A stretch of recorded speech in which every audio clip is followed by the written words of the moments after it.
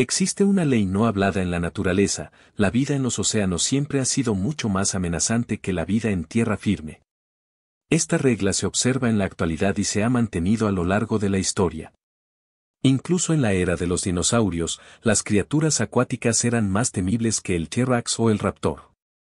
Es difícil encontrar un momento en la historia de la Tierra donde fuera más seguro estar en el agua que en tierra. Sin embargo, hubo un breve periodo, mucho antes de la era de los dinosaurios, donde la supervivencia era más fácil en los océanos. Casi todo lo que habitaba la superficie terrestre, incluida la propia naturaleza, parecía estar diseñado para la máxima ferocidad.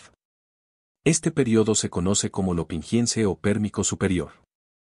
Este nombre puede no ser familiar para ti, pero representa la última etapa del periodo pérmico, que se extendió desde hace 259 hasta hace 251.9 millones de años.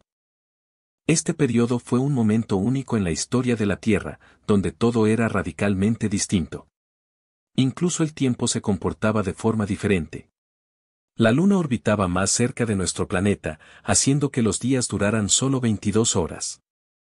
La geografía también era completamente diferente. La mayor parte de la Tierra estaba unida en un solo supercontinente llamado Pangea. África, América, la Antártida, India, Australia y parte de Europa estaban todas conectadas. Solo al este de Pangea se encontraban pequeñas masas de tierra independientes. La más grande de estas islas incluía la actual Siberia, Kazajistán y el norte de China. Al sur, otra isla abarcaba el sur de China y varias regiones del sudeste asiático. Turquía, Irán y el Tíbet también eran islas en ese entonces, rodeadas por los océanos Tetis y Paleotetis. Aunque estos dos océanos eran vastos, no se comparaban con el superocéano Pantalasa, que se extendía al oeste de Pangea. Este océano prehistórico era único en su tipo y cubría más del 60% de la superficie terrestre, siendo 2 veces más grande que el actual Océano Pacífico. ¿Qué vivía en los océanos y mares? Imaginar un océano 2 veces más grande que el Pacífico es escalofriante. Podrías pensar que era un lugar a evitar a toda costa. Sin embargo, a pesar de su inmensidad, Pantalasa y los demás océanos de la época eran sorprendentemente tranquilos en términos de vida marina. Por supuesto, los tiburones ya habían evolucionado hace 200 millones de años.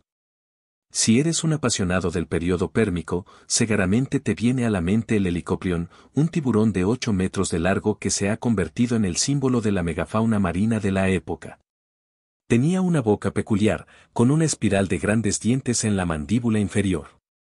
Aunque este tiburón gigante era del periodo pérmico, ya se había extinguido en el periodo lopingiense, dejando los océanos relativamente libres de criaturas gigantes. Aún existían parientes del helicoprión, pero ninguno tan grande. El Eicidus, por ejemplo, solo medía 2 metros de largo, similar a un tiburón leopardo.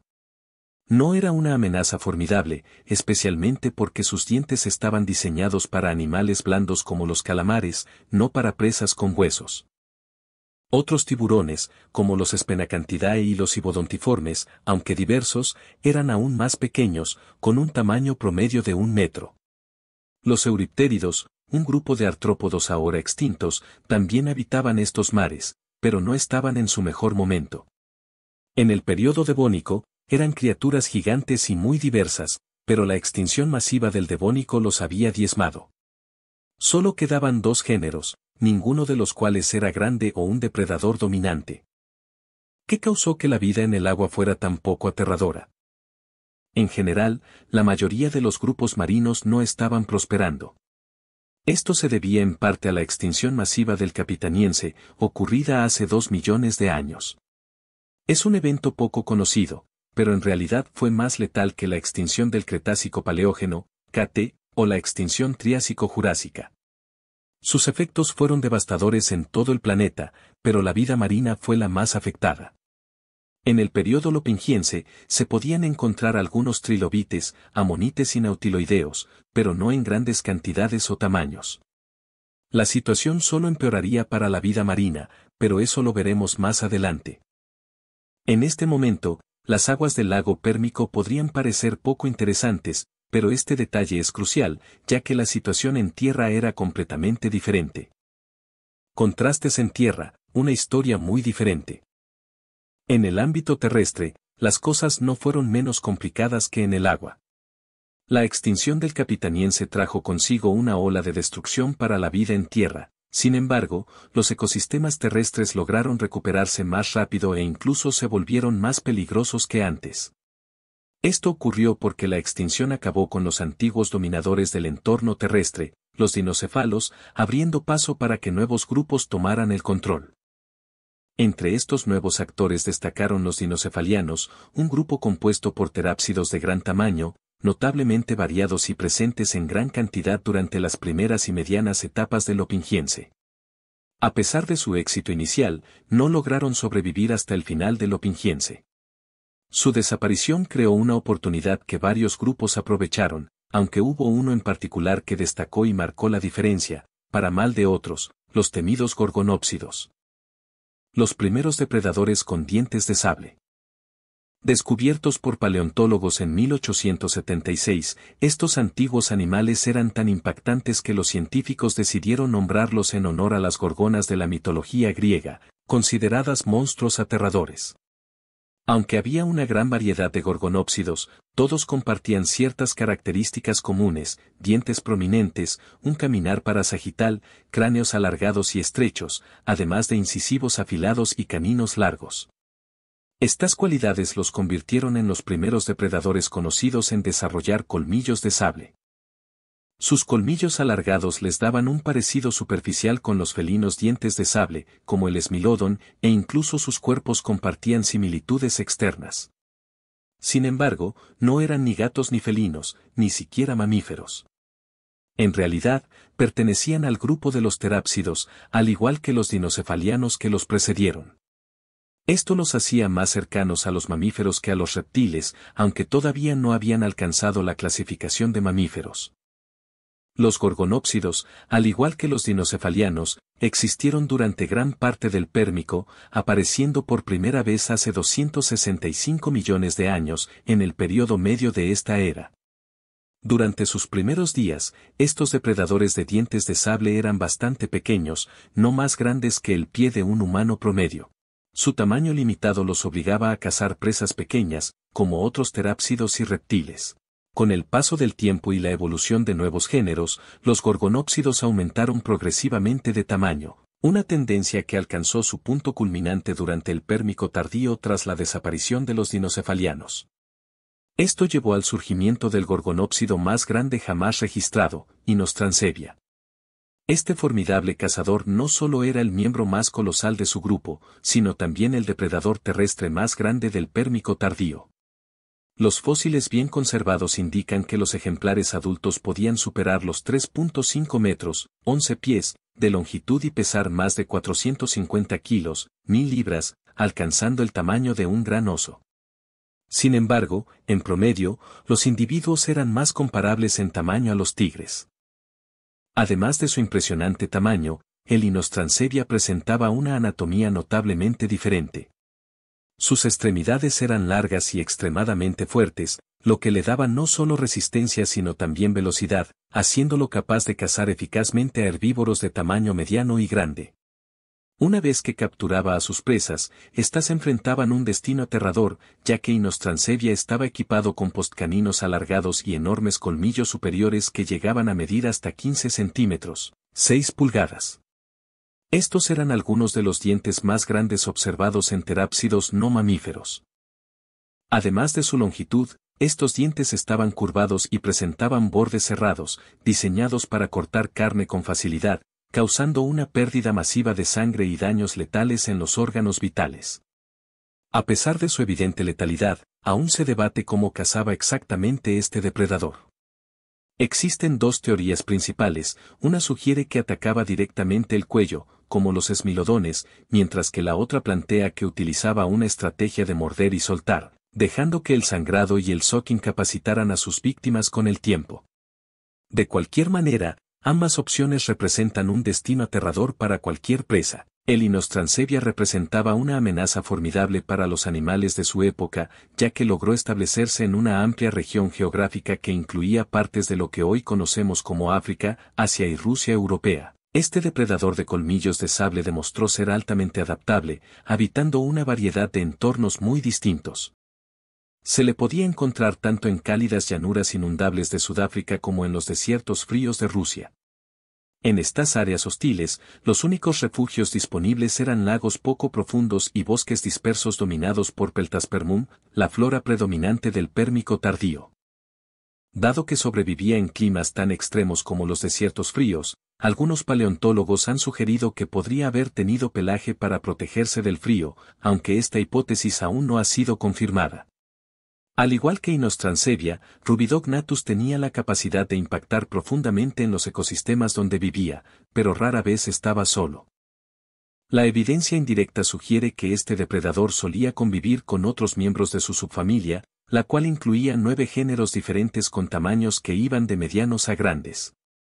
Además, se cree que también compartió su hábitat con Inostrancevia, ya que ambos estuvieron presentes en el Pérmico tardío de Sudáfrica. Con tamaños y adaptaciones similares, probablemente competían por el mismo nicho ecológico como depredadores ápice, lo que debió haber llevado a frecuentes enfrentamientos entre ellos. Esto refuerza la idea de que el Pérmico tardío fue realmente la era de los gorgonópsidos. Su abrumadora presencia en los ecosistemas terrestres hacía que los entornos acuáticos fueran, en comparación, un refugio mucho más seguro. En el Pérmico tardío, otros depredadores igualmente aterradores compartieron los ecosistemas con los gorgonópsidos, y entre ellos, los pterocéfalos, Pterocepalia, se destacaron como los más prominentes. Este grupo de terápsidos surgió en el Pérmico medio y, aunque no alcanzaron el tamaño imponente de los gorgonópsidos, eran más variados y estaban ampliamente distribuidos, con fósiles encontrados en regiones como Rusia, la Antártida, África y China. Aunque algunos pterocéfalos adoptaron una dieta herbívora, la mayoría eran carnívoros que, a simple vista, podían parecerse a los gorgonópsidos debido a sus grandes cráneos y cuerpos similares. Sin embargo, se diferenciaban por características clave como cráneos más anchos y profundos, dientes rectos y más pequeños, cuerpos más compactos y proporciones generales más reducidas. Algunas especies de pterocéfalos desarrollaron adaptaciones únicas que los hicieron aún más intrigantes. Por ejemplo, algunos, como Ichibops y Euquercia, del tamaño de un perro, pudieron haber sido los primeros tetrápodos en evolucionar la capacidad de producir veneno, lo que les otorgaba una ventaja significativa como depredadores. Otros pterocéfalos, como Iidosuchus, pudieron haber adoptado un estilo de vida semiacuático, mientras que cazadores terrestres como Scyllacops utilizaban colmillos de sable distintivos para capturar a sus presas. Entre los pterocéfalos, Moschorhinus destacó como uno de los más formidables. Este depredador, con un tamaño similar al de un jaguar, tenía una cabeza desproporcionadamente grande, comparable en dimensiones a la de un león. Equipado con dientes cónicos y extremadamente afilados, se cree que cazaba inmovilizando a sus presas con sus potentes extremidades delanteras antes de morderlas con fuerza letal. El Pérmico tardío albergó una amplia variedad de carnívoros con características únicas. Entre ellos se encontraban los protosuquios, reptiles que recordaban superficialmente a cocodrilos. A pesar de su apariencia delgada, podían alcanzar tamaños considerables y estaban equipados con dientes en forma de aguja. Estos reptiles, a diferencia de los pterocéfalos y gorgonópsidos, eran auténticos reptiles y podían adaptarse a estilos de vida tanto terrestres como semiacuáticos. Su presencia se extendió por todos los continentes excepto América del Norte y la Antártida. Durante el Pérmico tardío, los anfibios primitivos prosperaban en Pangea y frecuentemente representaban un gran peligro en las cercanías de cuerpos de agua dulce. Muchos de ellos se adaptaron como depredadores especializados en emboscadas, cazando de manera oportunista cualquier presa que se encontrara en el agua o que se acercara demasiado a las orillas. Entre las numerosas familias de anfibios de la época, una de las más peligrosas para presas de tamaño humano fue Rhinesuchidae, un grupo de tetrápodos que probablemente dieron origen a los anfibios modernos. Estos animales tenían cuerpos similares a los de grandes salamandras o cocodrilos, con 4 extremidades, una cola larga y musculosa, y una formidable capacidad de caza. El más imponente de esta familia fue Uranocentrodon, un gigante que alcanzaba los 4 metros de longitud y podía pesar hasta 13 toneladas. Este colosal anfibio habitaba Sudáfrica, compartiendo territorio con gorgonópsidos y pterocéfalos, lo que hacía de esa región un lugar extremadamente peligroso para cualquier criatura viva. Sin duda, no era un entorno fácil para sobrevivir. Con tantos depredadores en el Pérmico tardío, resulta sorprendente que los herbívoros lograran sobrevivir en un entorno tan peligroso, pero lo hicieron. En vastas áreas de esa época, coexistía una amplia variedad de dicinodontos, captorrínidos y pararreptiles. Aunque estaban rodeados de carnívoros, los herbívoros mostraban una diversidad aún mayor y habían desarrollado diversas estrategias para protegerse. Uno de los herbívoros más conocidos era el Lystrosaurus, un dicinodonto del tamaño de un tejón o cerdo, que fue uno de los animales más comunes de su tiempo. Este curioso animal tenía una constitución peculiar, pero era sorprendentemente resistente. Poseía extremidades delanteras fuertes y colmillos que probablemente utilizaba para excavar madrigueras profundas que le ofrecían refugio y protección esencial. Excavar parece haber sido una habilidad bastante extendida, ya que grupos completamente distintos, como los sinodontos, también adoptaron esta técnica. Usaban sus cráneos anchos para mover grandes cantidades de tierra y construir escondites seguros. Entre los herbívoros del Pérmico tardío, los pariasaurios destacaban por su tamaño, siendo probablemente los más grandes de su época. Uno de los representantes más icónicos de este grupo, Scutosaurus, podía superar las 1,2 toneladas de peso y alcanzar una longitud comparable a la de los grandes gorgonópsidos. Debido a su robusta constitución, Scutosaurus era un animal de movimientos pausados que dependía de su gruesa armadura para protegerse de los depredadores. Esta defensa natural se veía reforzada por las espinas en su cráneo y una musculatura tan compacta que prácticamente no podía ser atravesada. A pesar de los numerosos peligros en tierra, el cielo del Pérmico tardío ofrecía un respiro, ya que carecía de grandes depredadores aéreos. Aunque el cielo no albergaba depredadores significativos, el Pérmico tardío tenía un último truco bajo la manga. La misma naturaleza parecía estar constantemente conspirando para desafiar la supervivencia de sus habitantes. El truco final de la naturaleza era devastador, el propio planeta se convirtió en el principal enemigo de la vida. Si has seguido el relato, habrás notado que la mayor parte de la biodiversidad estaba concentrada en unas pocas regiones, como Rusia europea y África. Esto sucedía porque vastas áreas del supercontinente Pangea eran prácticamente inhabitables. Según estimaciones, la temperatura promedio rondaba los 35 grados centígrados, 95 grados Fahrenheit, aproximadamente el doble de lo que conocemos hoy en día. Estas condiciones extremas llevaron a una sequía severa que convirtió amplias zonas ecuatoriales en desiertos enormes, donde la vida apenas podía sobrevivir. Si algo similar ocurriera en la actualidad, las consecuencias para la vida serían devastadoras. Y lo más alarmante es que este clima abrasador aún era relativamente moderado en comparación con lo que estaba por venir. Si hubieras vivido hace aproximadamente 252 millones de años, habrías presenciado cómo el mundo se transformaba en un desolador páramo.